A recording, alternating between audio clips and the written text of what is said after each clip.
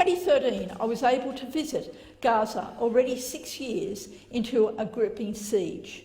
This year, I put forward requests to the Foreign Minister's Office to assist me to enter Gaza to visit Australian-funded aid projects. I was ultimately given a blanket no, which was very disappointing. I was, however, able to meet with organisations that run projects inside Gaza. The reports I received were devastating. Gaza, rightly referred to as the world's largest open-air prison, is the most extreme example in our time of collective punishment. 2 million Palestinians, the overwhelming majority refugees from the 1948 occupation of Palestine, have been subject to large-scale military assaults from Israel that have killed thousands and permanently injured thousands more. The assaults in 2009, 2012 and 2014 destroyed over 220,000 homes, and many Palestinians in Gaza remain homeless to this day. In March 2017, the UN warned that 97% of Gaza's water was unfit for domestic use. 50% of children are now exposed to parasites in the water. The high salt content of the water significantly increases the risk of kidney disease, associated cancer, and so many children have kidney stones. The trauma of living under this 10-year siege is very real.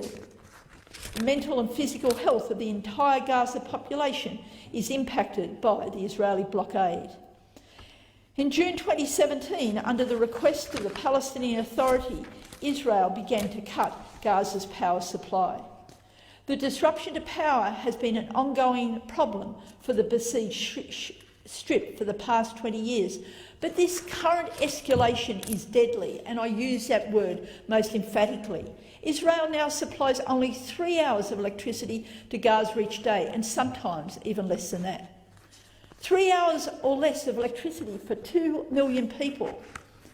Speaking to the ABC in June this year, Robert Piper, the UN's top humanitarian official for Gaza, said, "A further increase in the length of blackouts is likely to lead to a total collapse of basic services, including critical functions in the health, water and sanitation sectors." Piper continued, saying that more and more untreated sewage is entering the sea because there isn't enough energy to treat it properly. This was in June.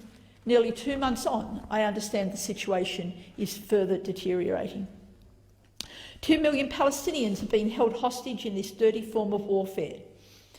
Under the Fourth Geneva Convention, an occupying power must respect the fundamental human rights of the territory's inhabitants and ensure sufficient hygiene and public health standards, as well as the provision of food, medical care to the population under occupation.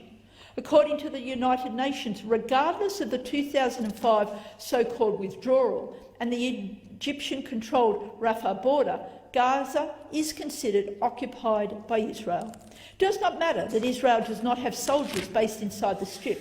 Israel retains effective control and under international law is therefore responsible for the population inside Gaza. And look at how they're living. Consider how little we hear about it. These crimes are extreme.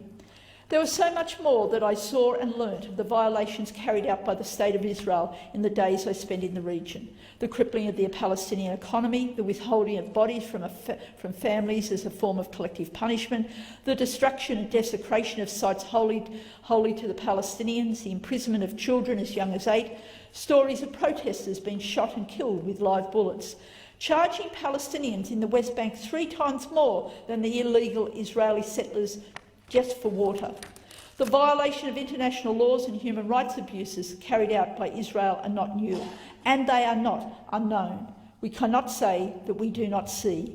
The Australian government continues to be on the wrong side of history in the failure to recognise and address this ongoing catastrophe. It's getting worse with every year, and we do have a clear responsibility to speak up. Thank you, Acting Deputy President.